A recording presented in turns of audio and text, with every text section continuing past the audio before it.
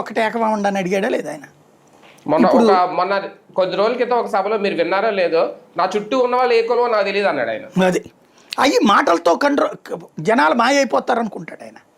21 మంది ఎమ్మెల్యేల్లో కాపులు కాకుండా మిగతా వాళ్ళు ఎంతమంది ఉన్నారండి? ఎస్టీ నియోజకవర్గాల్లో ఎస్టీది వరకు ఓకే, ఎస్సీ నియోజకవర్గంలో ఎస్సీ ఓకే, మిగతా వాళ్ళు ఎవరున్నారు? బీసీలు ఎంతమంది ఉన్నారు? తర్వాత ఇతర ఓసీ కులాలు ఎంతమంది ఉన్నారు అక్కడ? తెలుగుదేశం పార్టీకి చేత కదే ఏంటి అందరికి కమ్మలకి ఇచ్చుకోవడం? ఎందుకు సామాజిక న్యాయం అని చెప్పేసి బీసీ ఎస్సీ ఎస్టీ కోటా ఎక్కువ ఇస్తుంది? కమ్మ సామాజిక వర్గానికంటే బీసీలు ఎక్కువ ఉంటారు అక్కడ. చూడండి మీరు తెలుగుదేశం కూర్పులో కమ్మ సామాజిక వర్గం అంటే బీసీలు ఎక్కువ ఉంటారు, కాపులు ఎక్కువ ఉంటారు వాళ్ళ సీట్లు. మరి జనాభా ప్రాతిపదికన వాళ్ళు చేస్తున్నారా జాగ్రత్త? ఎస్సీ ఎస్టీ సీట్లు అంటే తప్పదు, వదిలేద్దాం. సామాజిక న్యాయం బీభత్సంగా చేసి జగన్మోహన్ రెడ్డి ఓడిపోయాడు. ఏది ఓసీ సీట్లు ఎస్సీ ఎస్టీ బీసీలకు ఇచ్చినోడు అతను, అలాంటోడే ఓడిపోయాడు.